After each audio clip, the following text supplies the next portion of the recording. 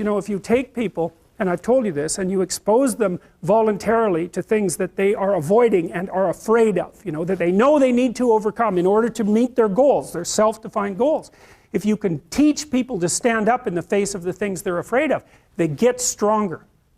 And you don't know what the upper limits to that are, because you might ask yourself, like, if for 10 years, if you didn't avoid doing what you knew you needed to do, by your own definitions, right, within the value structure that you've created to the degree that you've done that, what would you be like? Well, you know, there are remarkable people who come into the world from time to time, and there are people who do find out over decades-long periods what they could be like if they were who they were, if they spoke their being forward. And they get stronger and stronger and stronger, and we don't know the limits to that. We do not know the limits to that. And so you could say, well, in part, perhaps the reason that you're suffering unbearably can be left at your feet, because you're not everything you could be, and you know it. And of course, that's a terrible thing to admit, and it's a terrible thing to consider, but there's real promise in it, right? Because it means that perhaps there's another way that you could look at the world, and another way that you could act in the world, so what it would reflect back to you would be much better than what it reflects back to you now. And then the second part of that is, well, imagine that many people did that, because we've done a lot as human beings. We've done a lot of remarkable things, and I've told you already, I think before, that today, for example, about 250,000 people will be lifted out of abject poverty, and about 300,000 people attached to the electrical power grid. We're lifting people out of poverty collectively at a faster rate that's ever occurred in the history of humankind by a huge margin. And that's been going on unbelievably quickly since the year 2000. The UN had planned to have poverty between 2000 and 2015, and it was accomplished by 2013.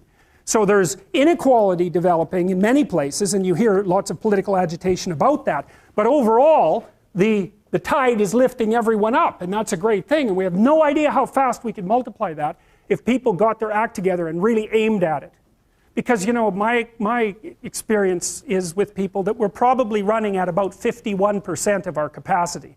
I mean, you can think about this yourselves. I often ask undergraduates how many hours a day you waste, or how many hours a week you waste, and the classic answer is something like 4 to 6 hours a day. You know, inefficient studying, watching things on YouTube that not only do you not want to watch, that you don't even care about, that make you feel horrible about watching after you're done. That's probably 4 hours right there.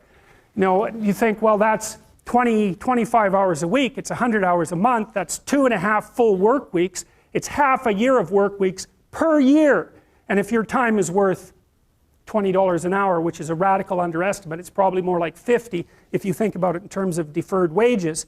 If you're wasting 20 hours a week, you're wasting $50,000 a year. And you are doing that right now. And it's because you're young, wasting $50,000 a year is a way bigger catastrophe than it would be for me to waste it, because I'm not going to last nearly as long. And so if your life isn't everything it could be, you could ask yourself, well, what would happen if you just stopped wasting the opportunities that are in front of you? You'd be, who knows how much more efficient? 10 times more efficient, 20 times more efficient. That's the Pareto distribution. You have no idea how efficient people get. It's off the charts. Well, and if we all got our act together collectively and stopped making things worse, because that's another thing people do all the time, not only do they not do what they should to make things better, they actively attempt to make things worse because they're spiteful or resentful or arrogant or deceitful or homicidal or genocidal, or all of those things all bundled together in an absolutely pathological package. If people stopped really, really trying just to make things worse, we have no idea how much better they would get just because of that. So there's this weird dynamic that's part of the existential system of ideas between human vulnerability, social judgment, both of which are major causes of suffering, and the failure of individuals to adopt the responsibility that they know they should adopt. And that's the thing that's interesting too, is that, and like another thing I've often asked my undergraduate classes is, you know, there's this idea that people have a conscience. And you know what the conscience is. It's this feeling or voice you have in your head just before you do something that you know is stupid, telling you that probably you shouldn't do that stupid thing. You don't have to listen to it, strangely enough. But you go ahead and do it anyways, and then, of course, exactly what the conscience told you was going to happen inevitably happens, so that you feel even stupider about it than you would if it happened by accident. Because you know, I knew this was going to happen, I got a warning it was going to happen, and I went and did it anyways. And the funny thing too is that that conscience operates within people, and we really don't understand what the hell that is. So you might say, well, what would happen if you abided by your conscience for 5 years or for 10 years? What sort of position might you be in? What sort of family might you have? What sort of relationship might you be able to forge? And you can be bloody sure that a relationship that's forged on the basis of who you actually are is going to be a lot stronger and more welcome than one that's forged on the basis of who you aren't. Now, of course, that means that the person you're with has to deal with the full force of you in all your ability and your catastrophe, and that's a very, very difficult thing to negotiate. But if you do negotiate it, well, at least you have something, you have somewhere solid to stand, and you have somewhere to live, you have a real life, and it's a great basis upon which to bring children into the world, for example, because you can have an actual relationship with them instead of torturing them half to death, which is what happens in a tremendously large minority of cases. Well, it's more than that too, because, and this is what I'll close with, and this is why I wanted to introduce Solzhenitsyn's writings to you. You see, because it isn't merely that your fate depends on whether or not you get your act together and to what degree you decide that you're going to live out your own genuine being. It isn't only your fate, it's the fate of everyone that you're networked with. And so, you know, you think, well, there's 9 billion, 7 billion people in the world. We're going to peak at about 9 billion, by the way, and then it'll decline rapidly. But 7 billion people in the world, and who are you? You're just one little dust mote among that 7 billion. And so it really doesn't matter what you do or don't do, but that's simply not the case. It's the wrong model, because you're at the center of a network. You're a node in a network. Of course, that's even more true now that we have social media. You'll know 1,000 people, at least, over the course of your life.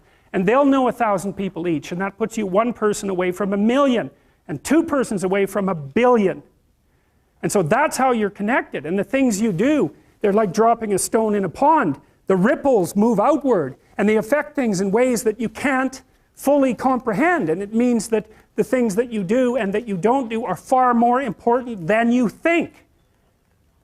And so if you act that way, of course, the terror of realizing that is that it actually starts to matter what you do. And you might say, well, that's better than living a meaningless existence. It's better for it to matter. But I mean, if you really asked yourself, would you be so sure if you had the choice? I can live with no responsibility whatsoever. The price I pay is that nothing matters. Or I can reverse it and everything matters. But I have to take the responsibility that's associated with that. It's not so obvious to me that people would take the meaningful path. You know, when you say, well, nihilists suffer dreadfully because there's no meaning in their life, and they still suffer. Yeah, but the advantage is they have no responsibility. So that's the payoff, and I actually think that's the motivation. Say, well, I can't help being nihilistic. All my belief systems have collapsed. It's like, yeah, maybe. Maybe you've just allowed them to collapse because it's a hell of a lot easier than acting them out. And the price you pay is some meaningless suffering, but you can always whine about that and people will feel sorry for you, and you have the option of taking the pathway of the martyr, so that's a pretty good deal, all things considered, especially when the alternative is to bear your burden properly and to live forthrightly in the world. Well, what Solzhenitsyn figured out, and so many people in the 20th century, it's not just him, even though he's the best example, is that if you live a pathological life, you pathologize your society. And if enough people do that, then it's hell. Really. Really. And you can read the Gulag Archipelago if you have the fortitude to do that, and you'll see exactly what hell is like. And then you can decide if that's a place you'd like to visit, or even more importantly, if it's a place you'd like to visit and take all your family and friends. Because that's what happened in the 20th century.